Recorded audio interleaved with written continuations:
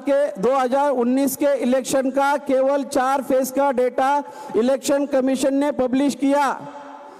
373 seat का, out of 373 seats 220 seats पर जितने वोट डाले थे उससे कम गिने गए। 153 सीट पर जितने वोट डाले थे उससे ज्यादा गिने गए। ये घोटाला सामने ना आए इसके लिए उन्होंने 4 महीने में सारी की सारी पर्चियां, वीवीपीएटी मशीन से जो निकलने वाली सारी की सारी पर्चियां है 4 महीने में डिस्ट्रॉय की। 2024 का समय कम होने की वजह से 2024 के बारे में मैं आप लोगों को महत्वपूर्ण बातों को ही केवल बताना चाहूंगा। 2024 का जो इलेक्शन है उसमें वोट फॉर डेमोक्रेसी के लोगों ने 226 पेज का डेटा रिलीज, बुक पब्लिश किया, रिपोर्ट पब्लिश किया और उसमें उन्होंने ये कहा बीजेपी ने 79 सीटों को कैसे किस तरह से गड़बड़ी करके, धांधली करके जीता, 79 सीटों को। उसके बाद 29 जुलाई, इसी साल 29 जुलाई को एडीआर ऑर्गेनाइजेशन ने दिल्ली में प्रेस कॉन्फ्रेंस ली और प्रेस कॉन्फ्रेंस लेके उन्होंने ये बताने की कोशिश की vote poll by EVM and vote count by EVM. अभी आपको ध्यान से सुनने की आवश्यकता है। Vote poll by EVM form number 17C में इसको रिकॉर्ड किया जाता है। वोट पोल बाय ईवीएम का मतलब है जिस दिन हम लोगों ने वोट डाला। वोट काउंट बाय ईवीएम का मतलब है जिस दिन ईवीएम से वोट को काउंट किया गया और वो फॉर्म नंबर 20 में उसको लिखा जाता है। Vote poll by EVM, vote count by EVM, ये दोनों मैच होना चाहिए।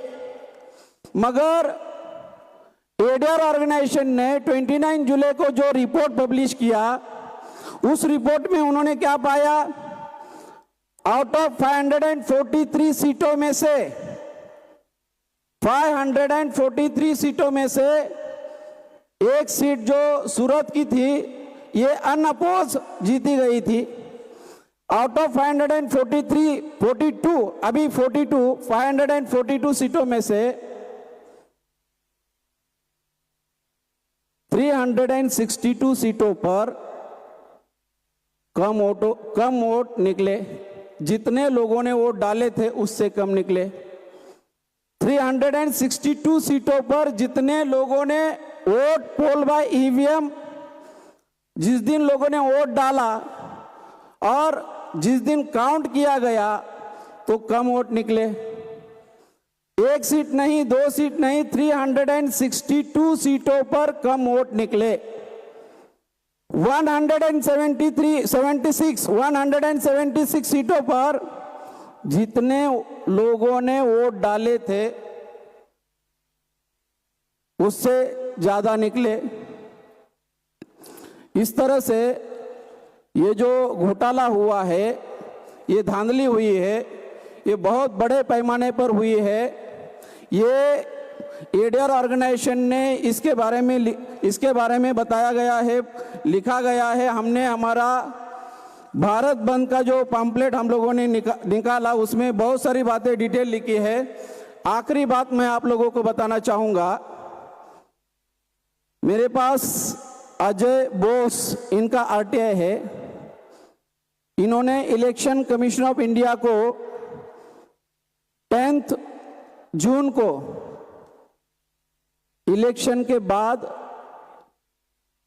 इलेक्शन का रिजल्ट आया 4 जून को, रिजल्ट के बाद उन्होंने इलेक्शन कमीशन ऑफ इंडिया को आरटीआई में पूछा वोट पोल बाय ईवीएम का data and vote count by EVM का डेटा कंपाइल फॉर्मेट में आप हमें अवेलेबल करके दो। Vote poll by EVM means 542 सीटों का, एक्सेप्ट सूरत की सीट। इलेक्शन कमीशन ऑफ इंडिया का ये जवाब है। ये जवाब में उन्होंने क्या लिखा, मैं जवाब आप लोगों को पढ़ के सुनाता हूं। उन्होंने जवाब लिखा, the information sought by you is not available in the compiled format। जो इंफॉर्मेशन आप मांग रहे हो, vote poll by EVM, election हो गया। इलेक्शन हो गया का मतलब क्या है, form EVM, vote poll by EVM, vote count by EVM, ये भी सामने आया। Vote poll by EVM, vote count by EVM, ये दोनों सामने आए। बावजूद इलेक्शन कमीशन क्या बोल रहा है, the information sought by you. ये इलेक्शन कमीशन का जवाब 24 जून इलेक्शन होने के, इलेक्शन का रिजल्ट डिक्लेयर कर 2024 के लोकसभा का इलेक्शन का रिजल्ट डिक्लेयर करने के 20 दिन बाद इलेक्शन कमीशन ऑफ इंडिया क्या इसमें क्या बताना चाहता है, the information sought by you is not available. आगे उन्होंने क्या कहा, the work of checking and verification of statistical data of general election to Lok Sabha 2024 is under process. After completion of the said work, the correct and final statistical data will be uploaded on Commission's website, which will take about 2 months.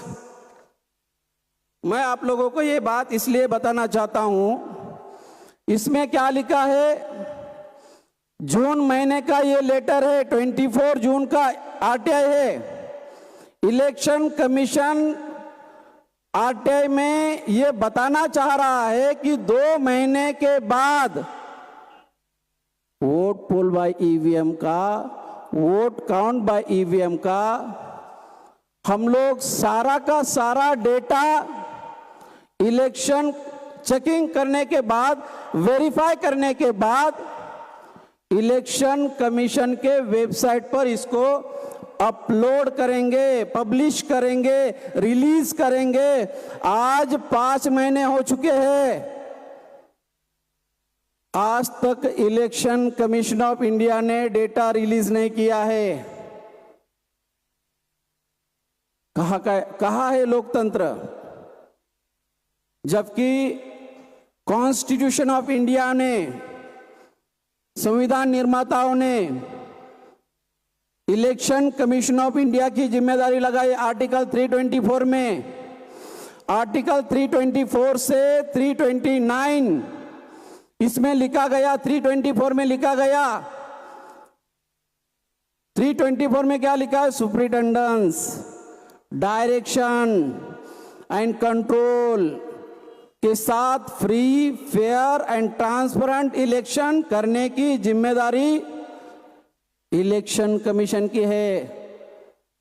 Election commission, India का जो election commission है, India का केवल election commission ही नहीं है, तो सारी की सारी कॉन्स्टिट्यूशनल इंस्टीट्यूशन पर ब्राह्मणों का कब्जा है। कॉन्स्टिट्यूशनल इंस्टीट्यूशन पर ब्राह्मणों का कब्जा है, इसलिए आज के तारीख में लोकतंत्र खतरे में है, डेमोक्रेसी खतरे में है, संविधान खतरे में है। इसका नतीजा क्या हो रहा है, आप लोगों को केवल नतीजा मैं बताना चाहता हूं। लोग अगर